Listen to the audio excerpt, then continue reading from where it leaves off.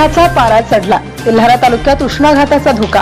काय आहेत उपाय? पहा डीसीएन न्यूजवर। तेल्हारा तालुक्यात गेल्या काही दिवसांपासून उन्हाचा पारा झपाट्याने वाढत असून उष्णतेची तीव्रता जाणवू लागली आहे। वाढत्या तापमानामुळे तालुक्यात उष्माघात, हीट स्ट्रोक व उष्णतेशी संबंधित आजारांचे प्रमाण वाढण्याची शक्यता निर्माण झाली आहे। या पार्श्वभूमीवर नागरिकांनी आरोग्याची विशेष काळजी घेण्याचे आवाहन आरोग्य तज्ज्ञांनी केले आहे। तालुक्यातील दानापूरसह विविध गावांमध्ये उन्हाळ्याची चाहूल यंदा लवकर लागली आहे।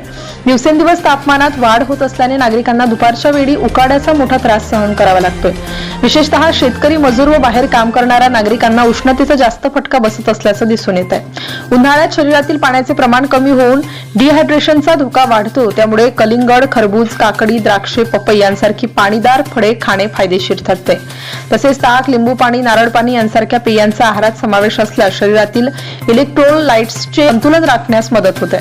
कडक उन्हामुळे पचनक्रिया मंदावते, त्यामुळे तळलेले, तिखट आणि मसालेदार पदार्थ टाळणे आवश्यक आहे। त्याऐवजी मूग डाळ, हिरव्या पालेभाज्या, सॅलड, भात, दही यांसारखा हलका व संतुलित आहार घ्यावा। जंक फूड तसेच चहा, कॉफीचे अतिसेवन टाळण्याचा सल्ला तज्ज्ञांनी दिला आहे। कडक उन्हात व्यायाम केल्यास उष्माघाताचा धोका वाढू शकतो। त्यामुळे व्यायाम, चालणे किंवा योगासने सकाळी लवकर किंवा सायंकाळी थंड वातावरणात करणे अधिक हिताचे ठरते। अनुलोम विलोम, कपालभाती आणि भ्रामरी यांसारख्या प्राणायामामुळे शरीर ताजेतवाने राहते।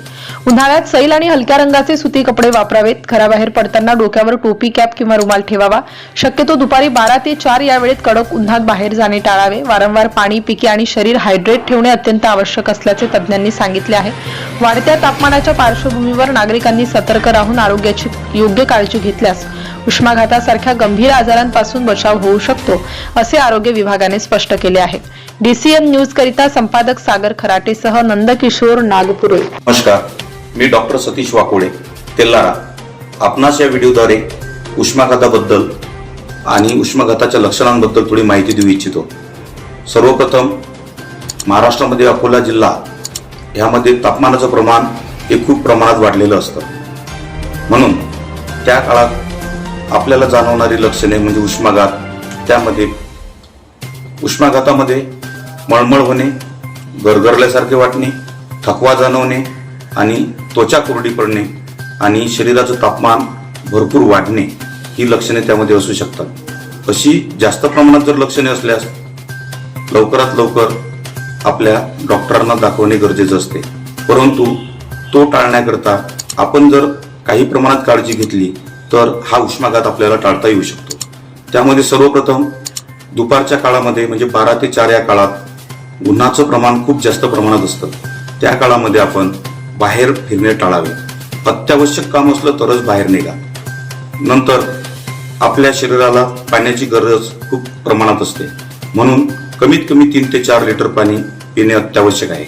सोबतच सुती, सैल कपडे, पांढऱ्या रंगाचे कपडे घालणे अत्यावश्यक असते।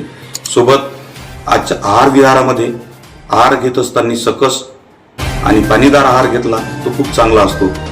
त्यामध्ये जंक फूड, मसालेदार पदार्थ, तळलेले पदार्थ टाळावेत आणि दुपारच्या काळामध्ये म्हणजे 12 ते 4 या काळात योग्य आहार विहार करून विश्रांती घेतल्यास आपण उष्माघातापासून दूर राहू शकतो। धन्यवाद।